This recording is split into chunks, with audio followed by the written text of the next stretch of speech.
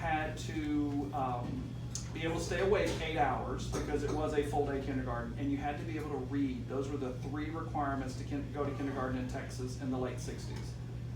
We don't have any of those requirements today.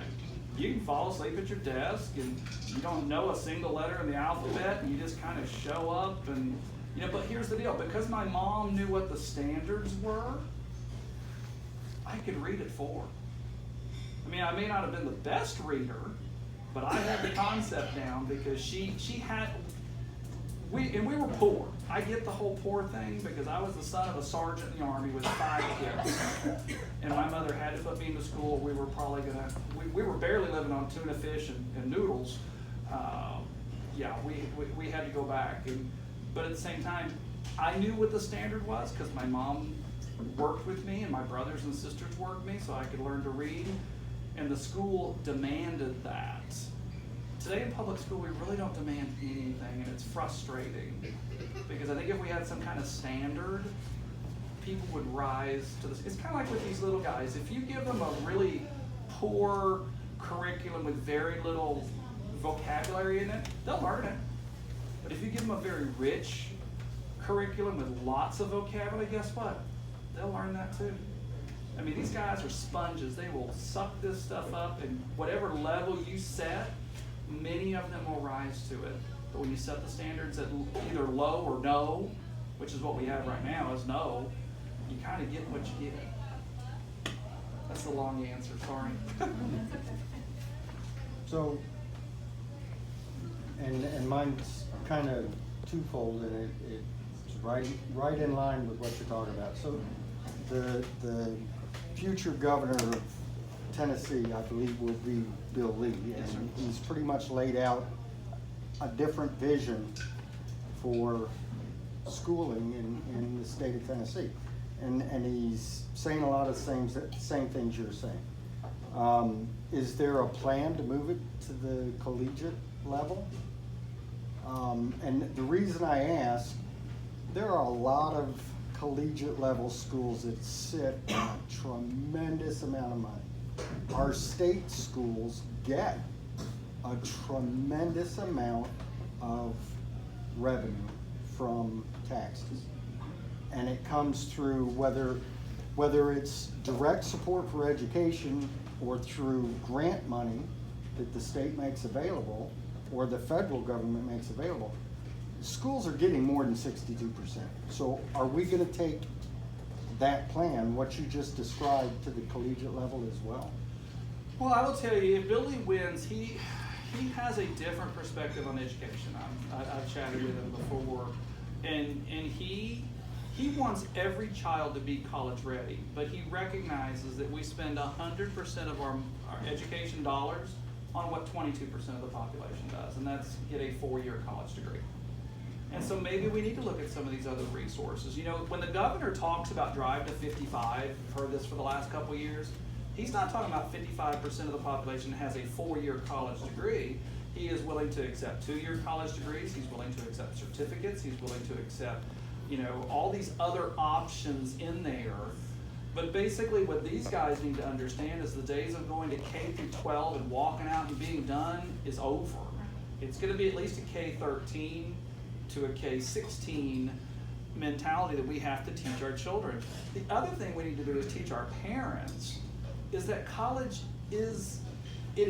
we want to have a rich understanding of education and have them ready for college, but understand that a lot of the trades pay just as well as college education at almost no debt.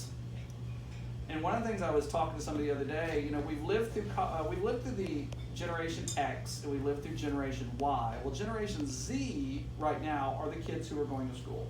They are the children and grandchildren of X and Y who have seen their parents put everything, and their grandparents put everything into college education, rack up huge amounts of debt, have jobs they cannot make enough money paying off these debts. And Generation Z, I was doing some research on it, they're a totally different kind of group of people. They would rather forego the whole Sally Mae route where you end up with $180,000 worth of debt for your college degree. They would rather work while in college which this last two generations haven't been real focused on the whole work in college thing. They'll do the, I'll work at the library or the student, I mean, this is like work kind of stuff. And they would rather find trades and industry, or trades and education that doesn't saddle them with $50,000, $60,000 worth of debt. Bill Lee is going to be a big advocate for looking at other options like that, like our trade schools. I don't know that you're going to see as much money flow into colleges and community colleges. We'll still pay for the Tennessee Promise and the Tennessee Reconnect and those things, because those are paid out of the lottery.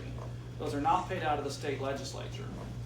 If it wasn't for our lottery, a lot of our higher education would not be happening today, but I'm glad people play the lottery. I've never played the lottery. My father, we weren't allowed to. We couldn't have dice in the house either, but that's a whole different story. Try to play Monopoly with no dice, by the way. All right, so my follow-on to that relates to cybersecurity. Mm-hmm. My wife is a cybersecurity professional out at Y-12. She's an adjunct professor out at Rome. Okay. She's teaching cybersecurity. One of the biggest problems that Y-12 Oak Ridge faces, and I've heard the mayor talk about it, his interest in partnerships with different organizations at Y-12. I have an in for you out at Y-12 to get cybersecurity into Knox County high schools. They need interns out there. They need kids that are looking to STEM, male, female. One of their biggest issues is the kids aren't getting enough of it at the high school level when their minds are a little more sponge-like and they want to branch out into the schools. So I will be willing to talk to them. Because one of the things a lot of employers get frustrated is they just cannot find employees. Exactly. I mean, with even modest training. I mean, out in my district is a company called CSL. They're a blood testing facility. And basically what they require is not even a 2-year degree, but some additional training. The machines, anytime you give blood, all those samples go to CSL for like 9 states around, all right? And it's like a 200,000 square foot facility, and they had just added on another 50,000 square feet of high-paying industrial space. These are jobs paying between $42,000 and $70,000 a year to test blood samples. And here's the honest truth: the machine does all the work. All these vials come in, and the machine does all of its thing. All they need is people who can read what the machine puts out and go, oh, this one looks like it might have hepatitis, it needs more testing, or something along that line. They were ready to pull out and leave Tennessee because they can't find people to work. And they're having to spend a bunch of money to do relocation packages and rent subsidies to help these people come to live here. And they're looking in the 9 or 10 state area around us, looking for people to come, and they were having difficulty. It's like, well, maybe we just need to leave Tennessee. No, maybe we need to be more adaptive. You know, I visited with Pellissippi State. Rome State actually has the program that is doing this, but they were about 2 years in the backlog. So I visited with our TCAT, which teaches phlebotomy and surge tech. If they get together with our Pellissippi State, which does the curriculum part, you put the two of them together, and you've got a program. And these schools are willing to work this way. I mean, it used to be, if it's not our program, we're not doing it. That whole thing is changing too at the collegiate level too. If you go out to East Knoxville now, you have Pellissippi State, you have Virginia College, and you have a high school in the same building. It's the old Phillips TV factory that we have out in East Knoxville. They are content to work together. Kids in the high school are learning at Pellissippi State, getting dual enrollment, or they can go to Virginia College, which has a different set of curriculums. They're working together to make success happen. And it doesn't matter whose name's on the door, we're gonna make success happen here. And that's kind of the attitude that we've gotta have. We kind of get past this whole turf and I'm not gonna share. Part of my job, I think, too, is just to share what great things are going on in Knox County. And as I find more cool stuff, that'll be one of the things that we're gonna promote.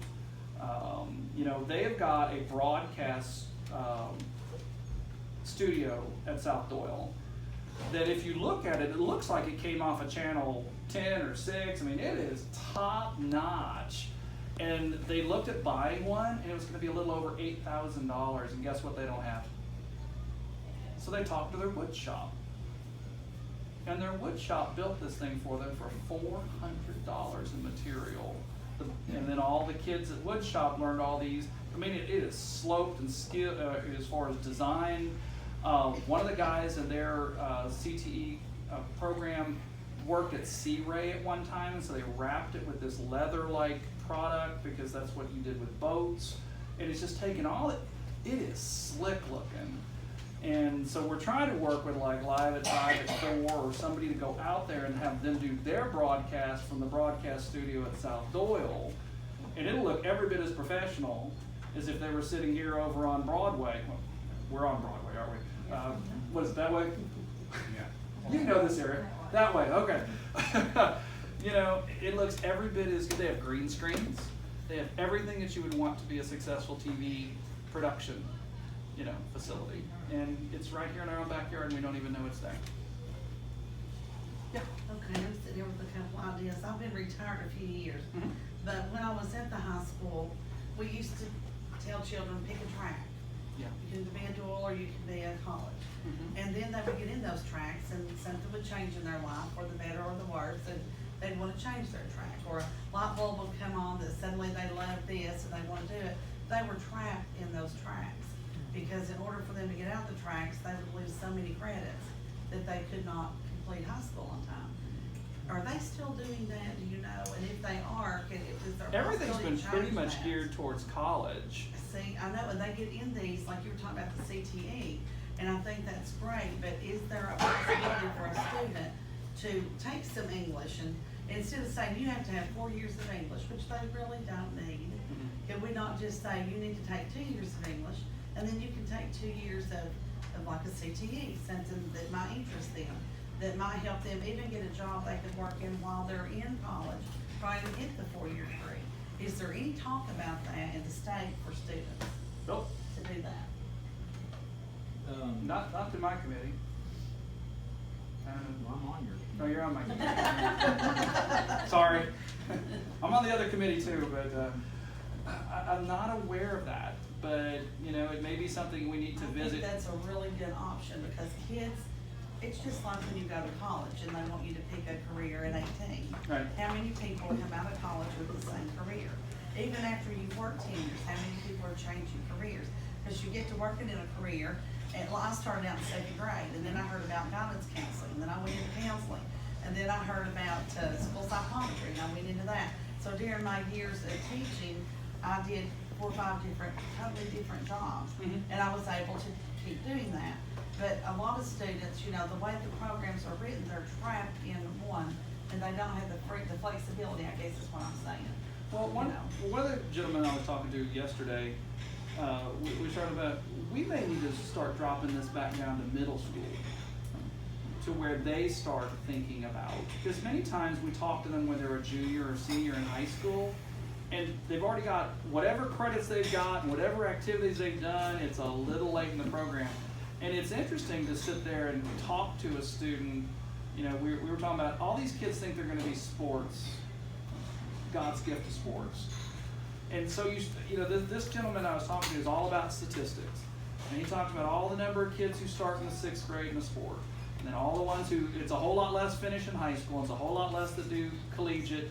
And he told me there's only been 20 athletes from Tennessee who've gone on to professional, 20 out of all the little boys and girls who start sports, 20 have gone on to the professional level in the last 10 or 15 years. That should be sobering for these kids who think they're just going to make multi-million-dollar contracts. His other thing he points out to kids is the average life expectancy of like a football player in the world of football, 4 years. You got to make all your money in 4 years because your career's over.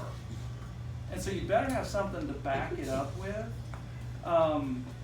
So, you know, just bringing a little of that reality to, you can't make a living playing video games in your mother's basement. That we really need to have a set of job skills that people want. I talked to another group called Boss, and that's about business owner soft skills.